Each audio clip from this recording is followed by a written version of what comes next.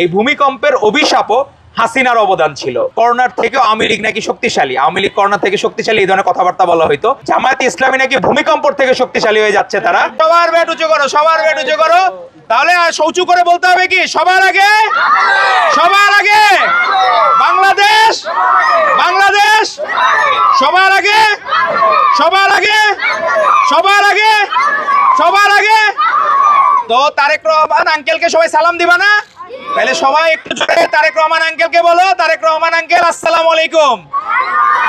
কাকে কাকে সালাম দিলা? তারেক রহমান আঙ্কেল আসসালামু আলাইকুম। মানুষ, আপনি ফ্যাসিস্ট হাসিনার জন্মদিনে আপনার মনে হইতো যে বাংলাদেশে শুধু একজন মানুষই জন্মগ্রহণ করছে, আর কেউ জন্মগ্রহণ করে নাই।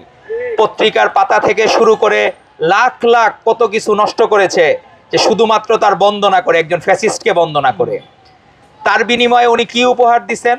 আপনি চিন্তা করেন যে আজকে এই যে ভূমিকম্প হয়, এর যদি কারণ উদ্ঘাটন করা হয়, প্রথমেই আসবে এই ফ্যাসিস্ট হাসিনার নাম, তার আগে আসবে শেখ মুজিবের নাম। যখন থেকে দালান গড়া শুরু হয়েছিল, আজকে নালা নদ কিচ্ছু নাই।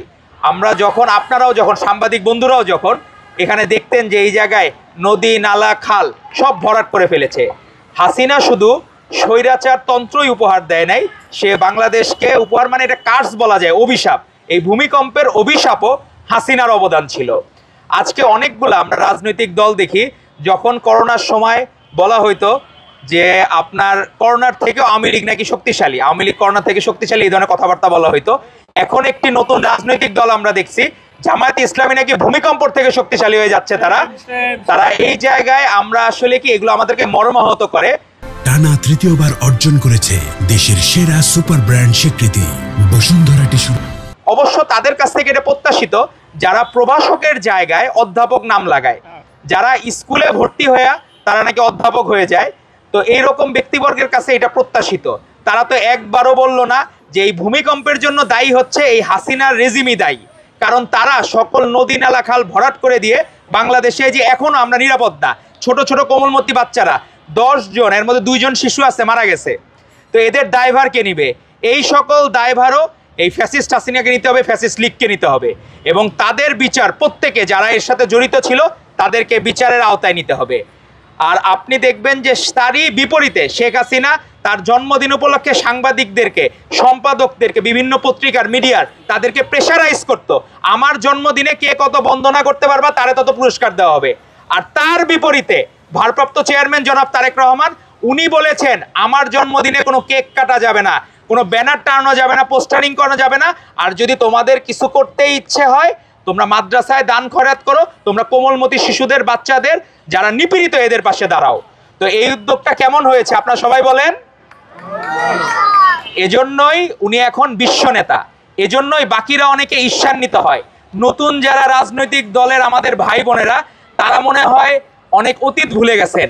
আজকে বেগম খালেদা জিয়া নারী শিক্ষার প্রসারের জন্য যে কাজ করেছেন, আজকে অসংখ্য মা বোন, এই জেনারেশন, তার আগের 2-3 জেনারেশন আগে, শুধুমাত্র বেগম খালেদা জিয়ার জন্য উনি প্রাইমারি থেকে শুরু করে ইন্টারমিডিয়েট পর্যন্ত বিনা শিক্ষায় যে চালু করেছিলেন, তার কারণেই কিন্তু এরা শিক্ষা গ্রহণ করতে পেরেছে এবং আমরা শিক্ষিত মা পেয়েছি।